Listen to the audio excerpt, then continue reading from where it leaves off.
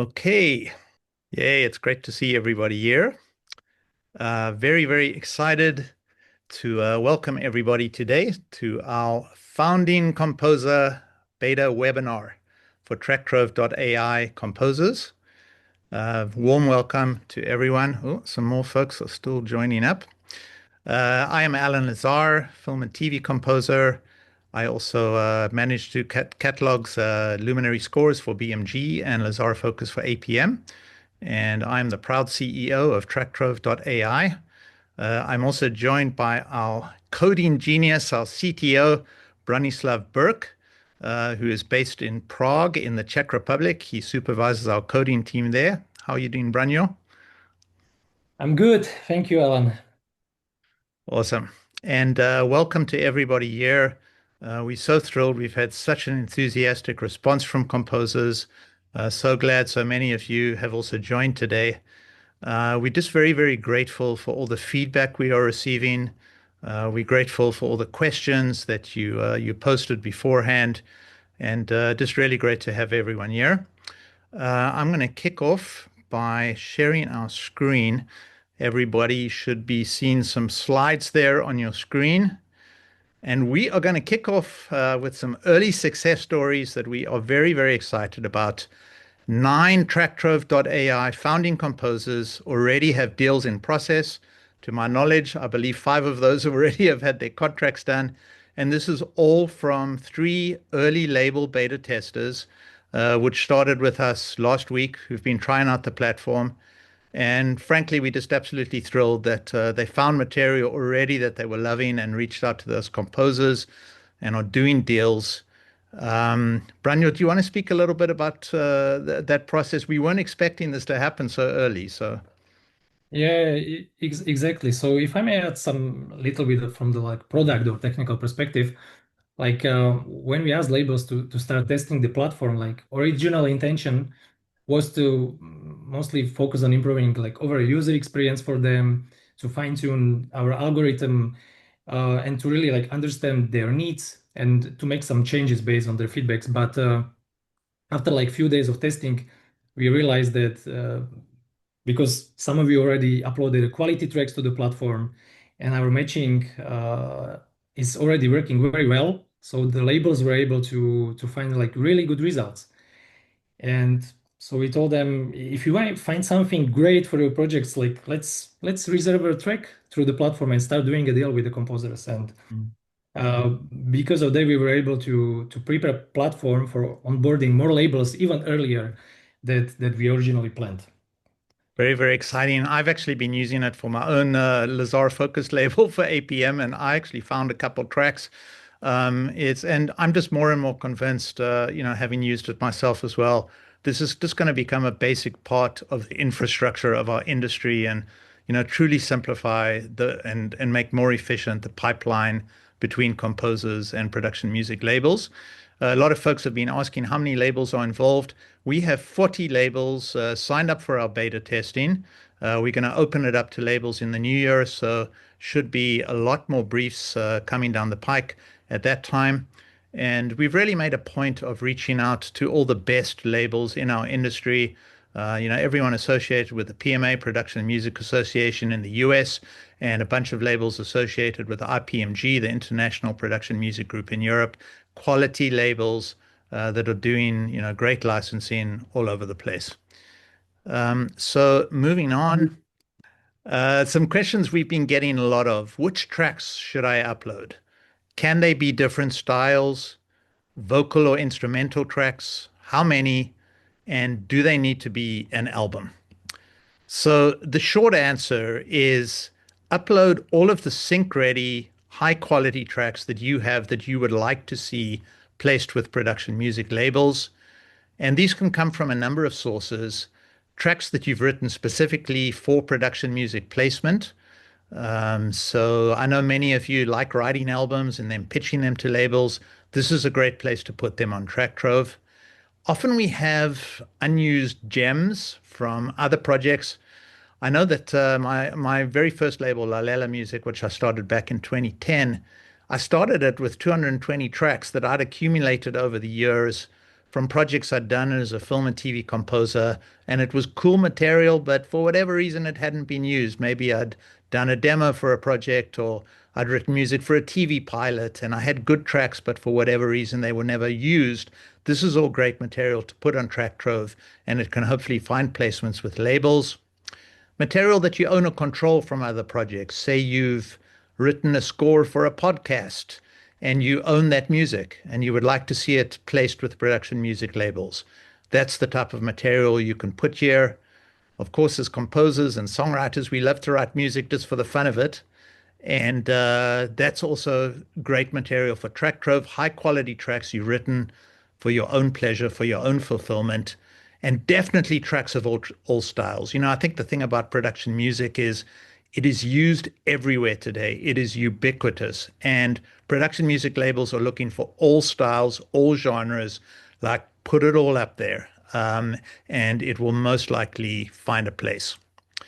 Some more sort of tips on tracks uploading.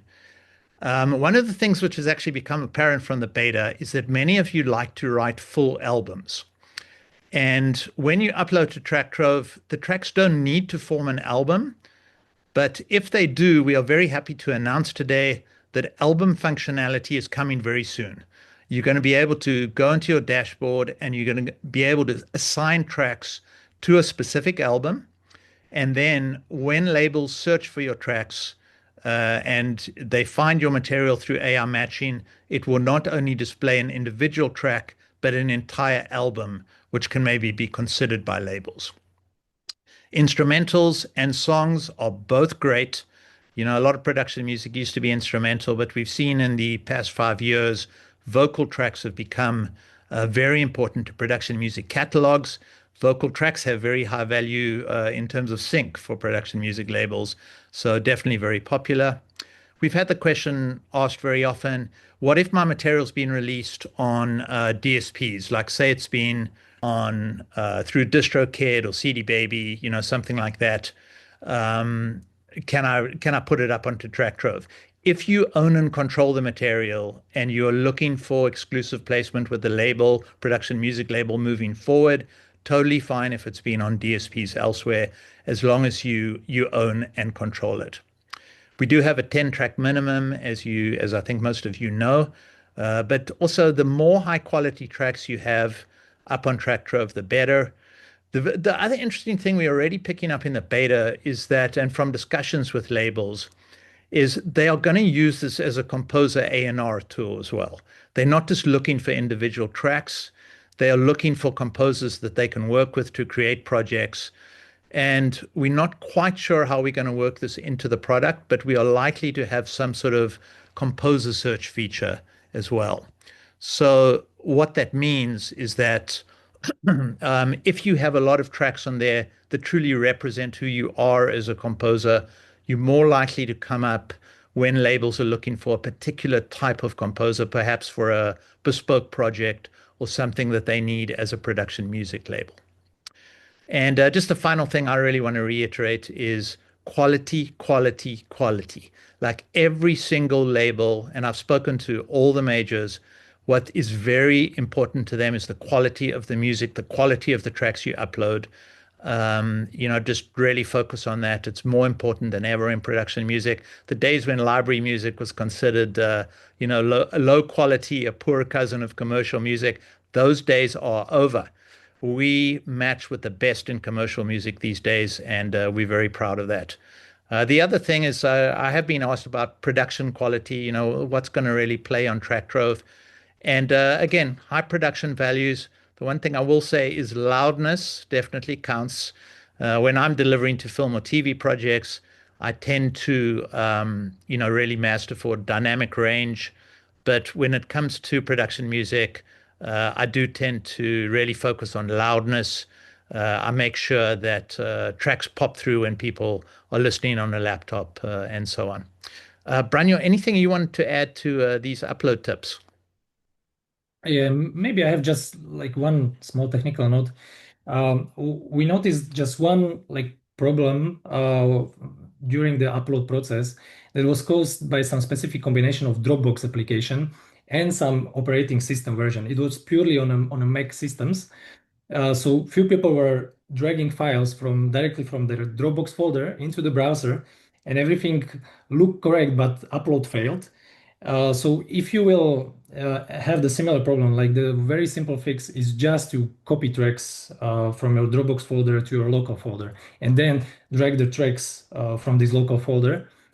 Or which also should help is just to make sure that your Dropbox application is updated for the newest version. So this is basically the only problem that we've been encountering during the upload and so far. Fantastic. We are just so thrilled. There've been so few technical issues during this process, and that's credit to Branislav and his team. I don't know how you've pulled it off so effectively. It's been very exciting to watch. So, moving on, I want to speak a little bit about ownership, authorship, and AI rules when it comes to TrackTrove. I think a bunch of you will have noticed that when you upload tracks, we have a couple of prerequisites listed there, and I want to address some of those today. The one which has drawn the most attention is around sole writers and writing teams. And initially, when we launched our initial beta, we did have a requirement that you be a sole writer, the only writer of a track when you upload. And through working with all of our founding composers, we've realized a lot of folks out there do work as writing teams. They work consistently as writing teams, and we want to accommodate that. So if you've already uploaded tracks to TrackTrove as a writing team, we will convert your profile over the next 10 days into a team profile, which will basically just have a little label on it. When a production music label finds you, they'll see writing team on your profile just to know that you're more than one writer. The main thing we ask is what was of concern to labels and why we originally put the sole writers in there. They like to have one point of contact when they do a deal. So when you sign up as a writing team, just make sure that there's one email address there that people are going to use when they want to get in touch with you. And moving forward from next week, I think we said next Wednesday, Branyo, if you upload tracks from next Wednesday, it'll allow you specifically to sign up as a writing team, and we'll convert existing profiles that are already teams. Again, please reach out with questions about any of that. The second point is just the notion of exclusive, which I know a lot of composers debate a lot. All of the labels that we've spoken to want exclusive placement with their labels. I think in the past, non-exclusive tracks were much more of a thing. Exclusive has become very important to labels, particularly in the age of content ID, where they're tracking so much stuff digitally.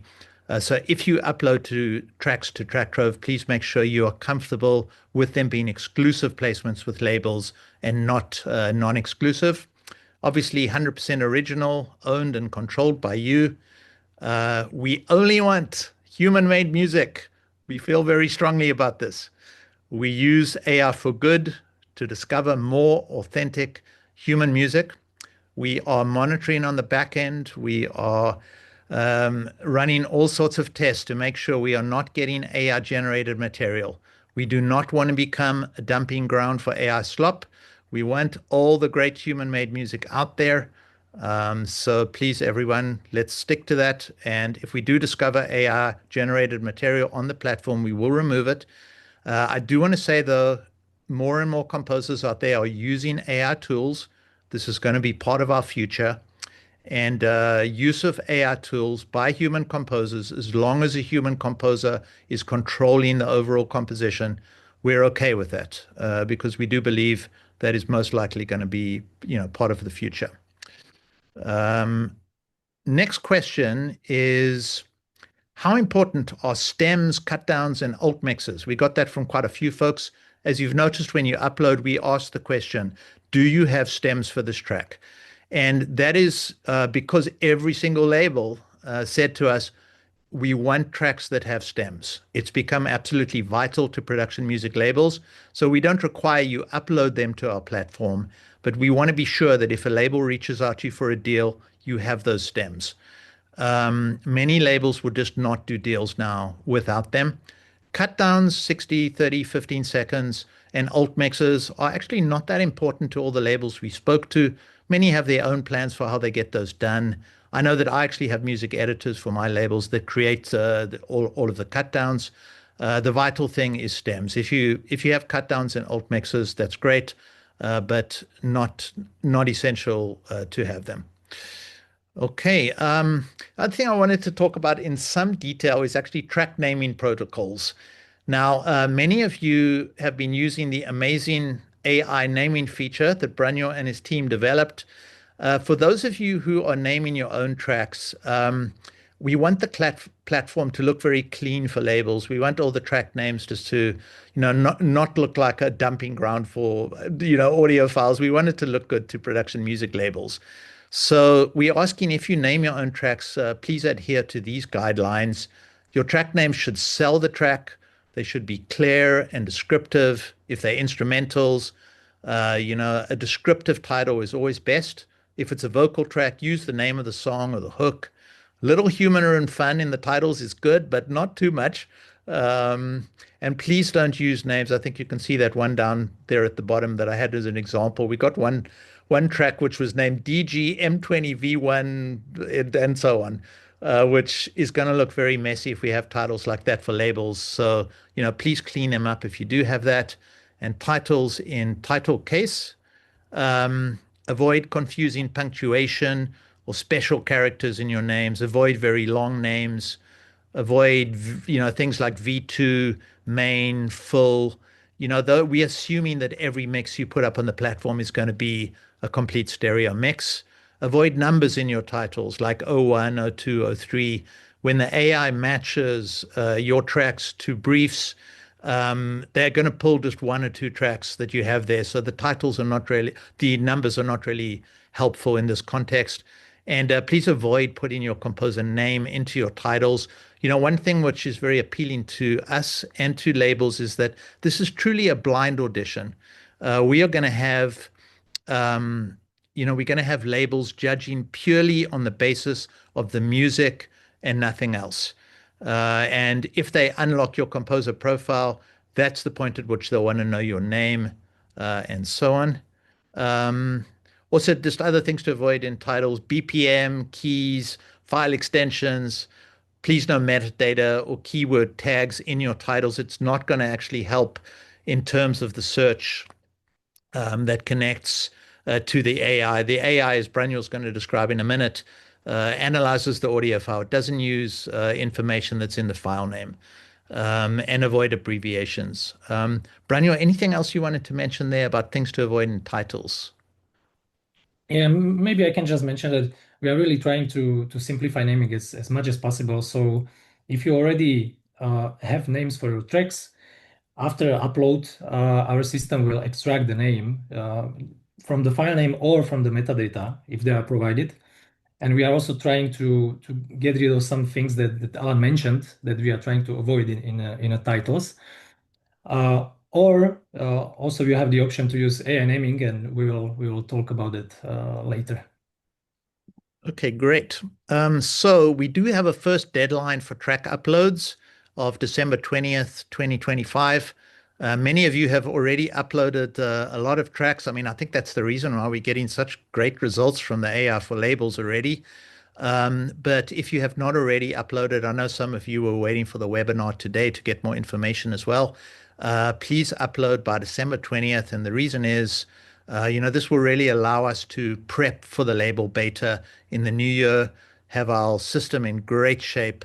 If you've been waiting for this webinar before you upload, we are extending invitations that were already received until December the 20th. But after that date, the invitations will expire, and there will also be no founding composer status after that date. So if you're a composer that has already uploaded tracks, you have locked in your founding composer status. If you do so before December 20th, you'll have that locked in. There will be benefits and privileges for founding composers moving forward, including much preferential pricing as we move out of the beta. And I think, questions, just please reach out to team@TrackTrove.ai with any, concerns or questions you have after today as well. One question we've received very often is along these lines is, I would like to learn more about how composers' tracks are assessed and tagged for clients to find music that matches their project. And we wanted to give you quite a more technical explanation of how the amazing AI matching works. I got to say, I just see the results and I'm super impressed. But Braniel can truly explain to you how it works. I'm going to hand over to Braniel at this point, and he's going to talk to you a little bit about aims. Hey, Braniel, are you going to share your screen? I can stop sharing for a while if you want, right? Yeah, I will, but after this slide, actually. Okay, So great. I will talk a little bit about our like heart of our matching system, which is AIMS AI model that we are using, and this product is well known in the production music industry. It's used by like major players like Universal, BMG, Warner, Extreme, APM, Sonoton, West One, and many others. So and basically AIMS has been improving their model for I think it's now like for something like 6 years, and basically like more than a half of their team is just dedicated to research. Um, what is important for us is that their model is based purely on analyzing the audio signal itself. So it requires no metadata for matching to work. They extract the like wide range of audio patterns, which became the input for their AI model. And what is also like really cool is that this model is multimodal, which means um, we can combine audio-based search with a text search, which is like perfect for matching briefs. Um, I don't want to go into some like technical detail. I don't think like this is important for this webinar, but that's like a really high level view on this AIMS product that we are using. AI naming. So this is our feature that we have for some time on a platform, and it's very popular. And it was used, I think, on more than 40% of tracks for now. So which is it's really cool. And we did some like huge improvement in a last version that we deployed in just recently. In I think it was on Friday. So I want to share you. Uh, so basically, we know how hard it is to name something properly and how time consuming it can be. So that was the main reason why we were thinking about how to simplify this process for you. And so we came with this feature AI naming, and people are asking us like, what is behind it, like how we are doing it. As I was mentioning, the AIMS as our like main matching system that we are using, but they have also like a separate, let's say, like tool that is focused on creating metadata for tracks. Again, purely uh, based on audio patterns. So based on their analysis, basically we have for every single track that you uploaded to our platform, we have metadata for each track, like a genre, mood, usage, vocals, tempo, BPM, and few others. And this is like a base for our naming function. So we take this metadata that is provided by this special AIMS tool, and then we are using large language model by like we are constantly refining a huge prompt that we are using for that. And these models are providing like suggestions based on this metadata. And what we adjust recently, because probably you noticed that this feature was available only during the upload. So after you upload the track, you didn't have a chance to do some changes to it, but not anymore. So here is Composer dashboard, and I am in my track step. So you can click here on edit track, or maybe I will show you this second one. Yeah. So we have few new features. So first thing is you can change the name anytime, but this name was generated by AI. But let's say we are not happy with this name. So we can anytime revert back to the name that we extracted from metadata. So simple as that. Or we can revert back to AI name. Or what we can do is get more AI name ideas. So let's try this. We have to wait a few seconds. Yeah. So we have another AI name suggestions. So you can select any one of them. You can even make some your adjustments, and that's it. Maybe while I have this model open, I will also mention like a small other feature that you are able um, to check this box after you upload the tracks, because you've been also asking like, may I change this setting if I have stems or I don't have stems for a track? So yes, you can do it now in this dialog.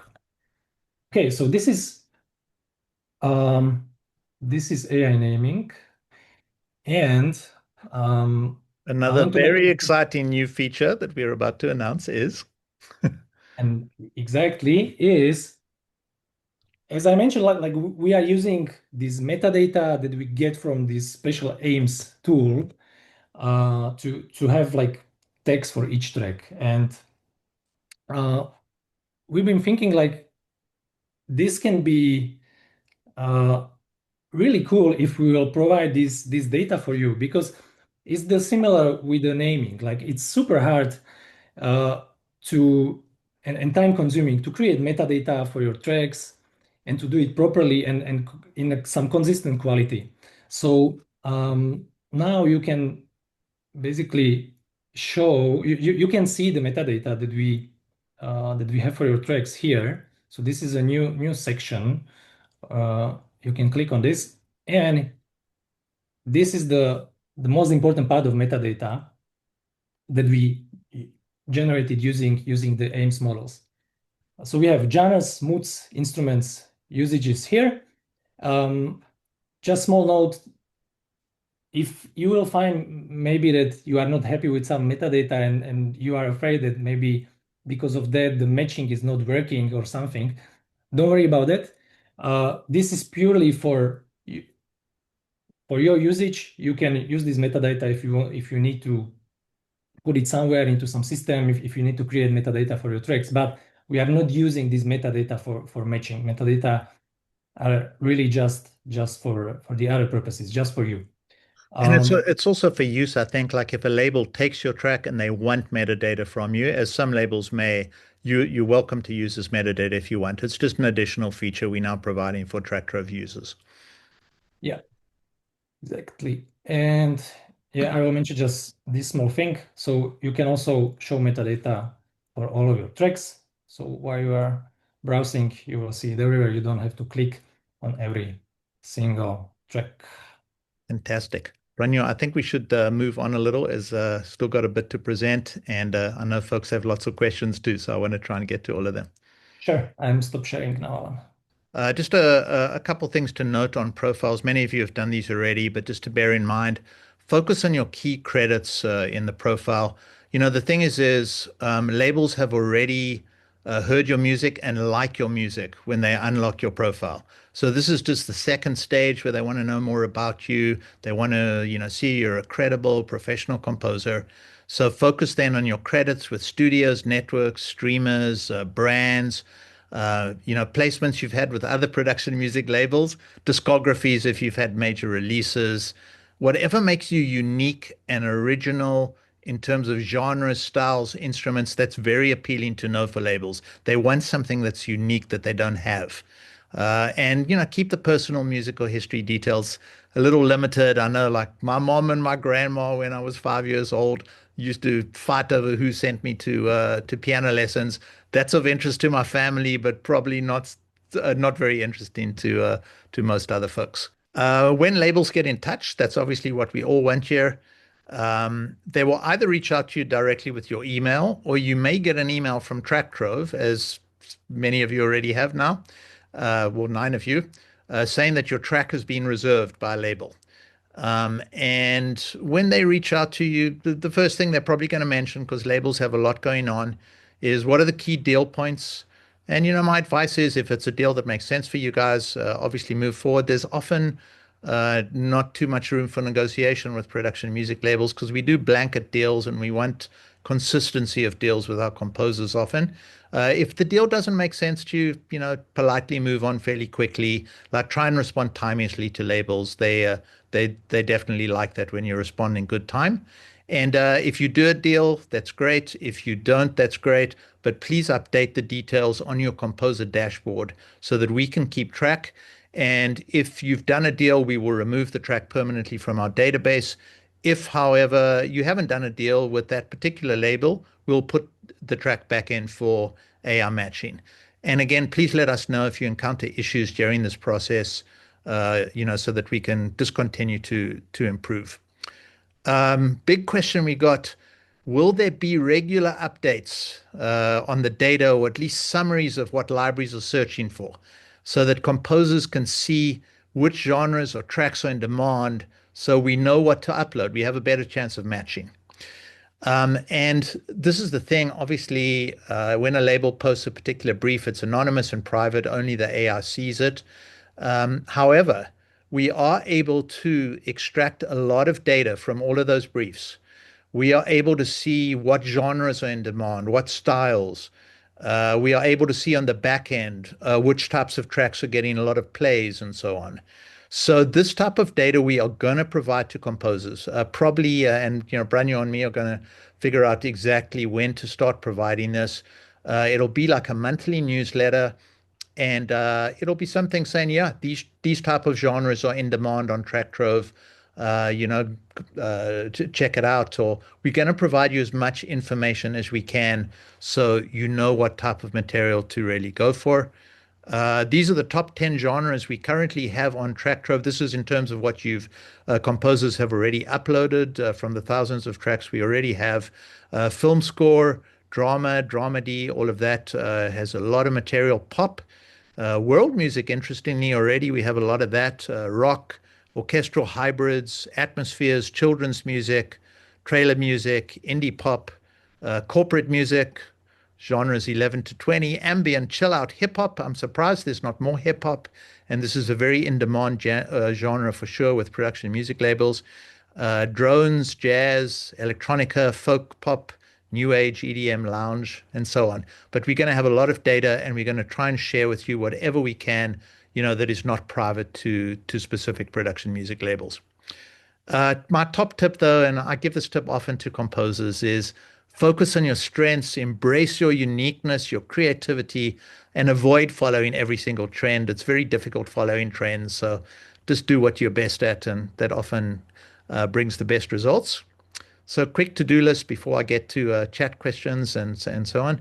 Upload all your quality tracks by December the 20th. That is our soft deadline. You can continue uploading tracks after that, but to lock in your founding composer status and help us get ready for the label beta, December the 20th is our deadline. Clean up your track names if they need to be cleaned up. Optimize your bio and your profile. Please follow us on social media. We're on Instagram, we're on LinkedIn, we're on Facebook. And get back to making some quality music. I'm scrolling through questions now. Greetings to everybody from around the world. We are so excited how global this has gone. Question from Julian: are we able to know who the labels are? As mentioned, we have 40 top-class labels signed up already, many more to come. They want to remain private at this point because I think they want to check out the beta and see how it's all working. But we aim to have, as we move out of the label beta, we will be making public announcements on all or many of these labels. Question from John: can the tracks be ones that we used in a film, but which I own all the rights? Yes, absolutely. If you own and control the music, that's great, as long as you didn't give an exclusive license to that film to use it. If it's a non-exclusive license with the film, so you own the music, it was used in the film, but you are allowed to use it elsewhere, you can definitely put it up on TrackTrove. So in terms of the system mentioned waiting a couple months before activation, yeah, as we've discussed, we were just so pleased with the quality of the tracks uploaded that our three initial label beta testers, just a couple of folks we really trust, have already found. We already have 9 deals as a result. The activation is already working, happening, but we're only going to open up to those 40 labels in January. In terms of loudness, good question. Just try and get it as close to zero as you can. Everybody has their own method. My own thing is never make it over compressed. Never make it sound too crunchy or hard, but get it to sound loud if you can. But get it to sound quality at the same time. This we could have a webinar. All of all of these. Stan says quality, quality, and quality. Which of these three is the most important? Great question. Definitely all three. Daniel, if songs that have been uploaded or signed, how quickly do we need to take them down? My advice would be do not upload anything to TrackTrove that already has deals in place elsewhere. We want material which you own and control, and that is free and clear for labels, production music labels to do exclusive deals with moving forward. That's what is wanted on the production music label side. Question from Eric around co-writes. I think we've discussed that already. And definitely we can see there are so many great writing teams out there, and you will be very welcome on TrackTrove, and we're going to have specific functionality, as I've mentioned, to address that. If you write a vocal and use Suno to sing it, is that acceptable? I will say at this point, there still seems to be uncertainty, a lot of uncertainty around material that's coming from Suno, still ongoing lawsuits there. So I would say at this point, tracks that you've used Suno to create are a no-go for TrackTrove, simply because the legal issues around Suno are still ongoing, with a lot of record companies suing them, unfortunately. I understand the AI naming features for the feature. Yeah, the actual name used will be shared with the label upon a successful deal. Yes, absolutely. The names that you have up on TrackTrove, they are temporary names. They're names that are used to sell your tracks to labels. If you want to keep them moving forward, absolutely fine. If you want to use the names that the AI naming has come up with moving forward with labels, also totally cool. But many labels will want to rename your tracks once they have done a deal with you. But yeah, they're obviously flexible down the line. Question from Chris, does the file name matter? No, the file name doesn't matter at all. You can upload with any file names as long as the track name that you give to a track meets the sort of criteria that we've mentioned. My friend Andrew points out that the AI naming system occasionally puts key in the auto title. Absolutely right. And we are trying to make sure that it doesn't. That's on our to-do list. Yeah, Branislav, actually, it's already fixed. it's already fixed. Thank you. Yeah, from Friday, so it should be without key all the time now. Fantastic. I think that gives you an example, like just how important everyone's feedback has been for improving the system already. All the comments that are coming in, we're working with them on a day-to-day basis. We want this to be great for composers. So please keep those comments coming as founding composers.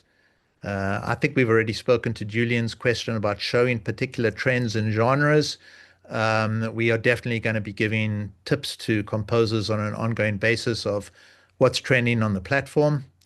Andrew's question, if the search is based only on AIM's analysis of audio, then does the title of a track matter or not? Very, very good question. So in terms of the AI matching, the title does not matter at all. The AI matches the audio to the label brief. However, I will say that I think the title of the track matters in one way. When a label listens to a track, they're looking at the title. And I think it affects people when they look at the title of a track. So try and make it descriptive of what you envisage the track to be or what it should be. It has a subconscious effect on labels looking, I believe. Glad to hear that Chris has tried the naming feature and got a great new title for a track. Thank you, Branislav, for implementing that. Really pleased. Julian asks a question, could the AI also extract lyrics for tracks with vocals? Is the naming feature actually understanding any lyrics? Branislav, do you want to address that? I don't think we do. We can extract the lyrics at this point, but I'm sure that's coming down the line, right? Yeah, it's something that we are discussing how to handle this. But for now, it's not extracting lyrics for the tracks. Terrific. Question from Thomas. Is our own metadata used at all in the track matching? Wouldn't it be beneficial to complement the AI generated audio match since we know our tracks firsthand? That's a good question. We do not need any metadata from composers. AIMS, the system has been developed for 7 years and just has such strong support from all of the major music companies. They trust it. We want to be able to say to all those labels, a big part of the selling to labels is this is already AIMS technology that you use to search your own catalog, and we applying it for briefs to find composer tracks. So it is purely based on the AIMS matching, and for that reason, that it has that trust value with labels. Regarding the metadata, can we see what metadata the labels will see? Question from Michael. We do it as Branyo has shown you. You are getting metadata on your composer dashboards now, which you're free to use if you want. Again, AI metadata is not always to everyone's taste. If you want to use that metadata, you are welcome to. When you do a deal with a label, they are also welcome to use it if they want. But we do not share that metadata automatically with the labels. When a label are going through their briefs, all they are seeing is a list of tracks. They're listening to your music and they're seeing the title of the track. That's all that the labels are seeing. They are not seeing the metadata in any sort of way. Question from GJ. When is album upload going to be ready? Branyo, any idea when we're going to have that functional? I know it's on the to-do list. It's on a to-do list. I think in, let's say, in 1 month, I would say. Okay, terrific. So before the label beta goes live, basically, right? Before the label, yeah, yeah. Terrific. Question from Thomas. What are examples of AI tools that are permitted if we create the melodies, lyrics, etc. ourselves? I think we will probably issue some type of list at some point. I will say right now, Suno, just because it has so many legal issues going on, I would be cautious with Suno. But of course, there are many AI tools out there, and it is evolving all so quickly. I just ask composers to use discretion. When you're using an AI tool, are you the main composer in the room on every single track? If you're using AI in any way to create hundreds of tracks, we had an instance recently with a publisher where suddenly a massive new label appeared with hundreds of albums. And actually, one of the clients picked up they were AI generated. That is what we don't want. We don't want to be a dumping ground for tons of tracks generated by AI. If you're using AI tools carefully in your own compositions, but it is human created at the end of the day, that is the most important thing. Question from Sandra. If a track we have uploaded gets published by a library not associated with TrackTrove, I assume we can update that info in the dashboard as well. Absolutely. On everybody's composer dashboard, all you need to do is change the setting on a track from active to inactive. If, say, your track gets published by another library, or you can just completely delete the track. It's there in the options. And we encourage folks to do that. TrackTrove is by no means going to be the exclusive place you come to get deals. So if you get a deal elsewhere, please do remove it from your composer portfolio of tracks because that allows us to keep current. Question from Kurt, who I believe is in South Africa. Very cool, Kurt. You joined us today. Can I use music I own 100% that has been released through DistroKid? I think you might have already mentioned this. Yes, as long as you own and control it 100%, even if it's been released through DistroKid. The only other complication that can occur is regarding content ID. I'm not 100% familiar with what DistroKid does in terms of content ID, but a label may require that you remove stuff from content ID if it's been placed there in any sort of way. But labels will have different policies when it comes to this. Question from Daniel: will there be a point where we can add metadata? Um, Daniel, we are not taking any metadata from composers. We are merely providing the AIMS metadata to all of our users as an added feature. Again, it's up to you if you wish to use it or not. Sandra, to clarify, is it generally better to use the AI generated title than our own title for instrumentals? That's truly up to personal preference. It's quite interesting. A lot of composers I know love naming their own tracks, and then some composers hate naming their tracks. So the AI naming feature is really just to help out folks if they don't want to name their own material or want to come up with some ideas. But there's no benefit one way or the other at the end of the day. Labels are going to listen to your material, they're going to see the title, but if it's a good title, whether it comes from you or the AI, that's all good. Question from Muzz Music, just trying to wrap my head around the AI tech, the AIMS tech. Could it be considered a replacement for metadata in terms of matching tracks to labels? Honestly, that's a very, very good question. It has become a replacement in many ways already because all of the major production music catalogs out there are using AIMS for search as one of their primary means for search.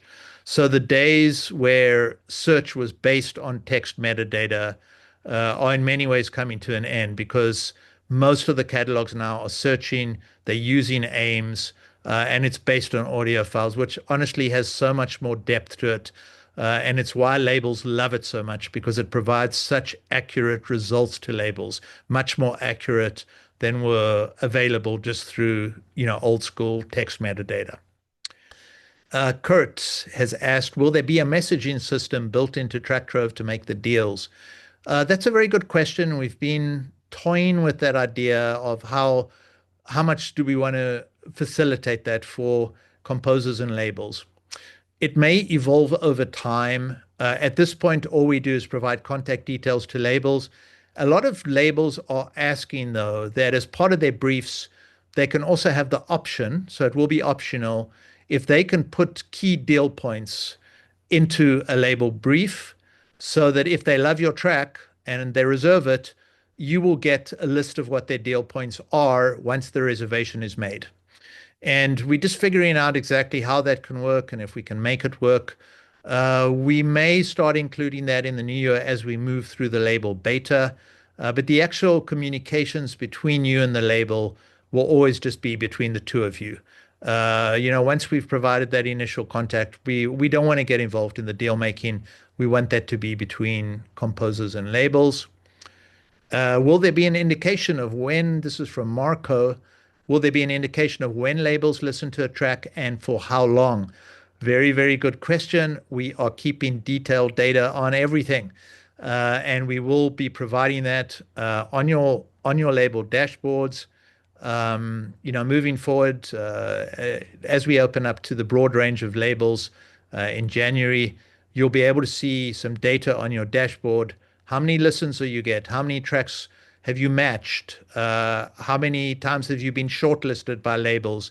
All of that data is going to be there for you, so you're going to get a real sense of, is your music getting listened to out there? Honestly, though, the fact we got like nine composers got deals like literally in the first week from 3 labels, we're just very confident about the way that this is all going to go over the next 6 months, and just very, very excited about it.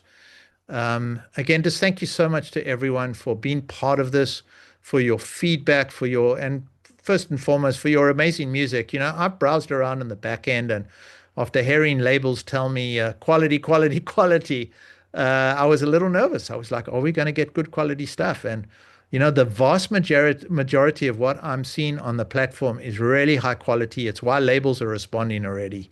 And just very confident it will go very well. So yeah, huge thank you to you guys. I think one question from Frank. Is there a transcript of today's meeting so we can review all the exciting content that you covered at 100 miles an hour? Okay, Frank, I'm sorry I went so fast. I was trying to keep it slowish. Last question here from Freddie. Do we need to add instrumentals and versions, or will you have nested files like Disco? All we want is the main and full versions. Obviously, when you do a deal with a label, they're going to want more than that. We just want the main version for labels to listen to. So I think that's about it. It is 10:59. We're going to finish on time. Uh, and yeah, happy holidays, everybody. Remember, spend this downtime over winter break. Get all your quality tracks uploaded. 2026 is going to be an incredibly exciting year for everyone through TrackTrove. I will bet my hat on it. It's going to go really well. We are very excited about the way it's going. Many thanks to everybody, huh? Okay. Thank you so much, guys.